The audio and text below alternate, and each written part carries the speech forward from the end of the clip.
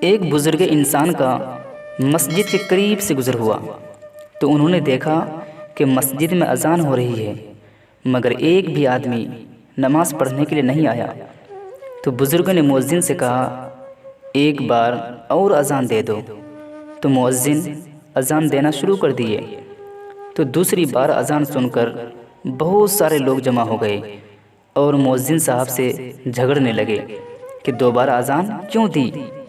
تو بزرگ نے کہا کہ پہلی اذان سن کر کوئی بھی نہیں آیا اور دوسری اذان سن کر سب لوگ جھگڑنے کے لیے آ گئے۔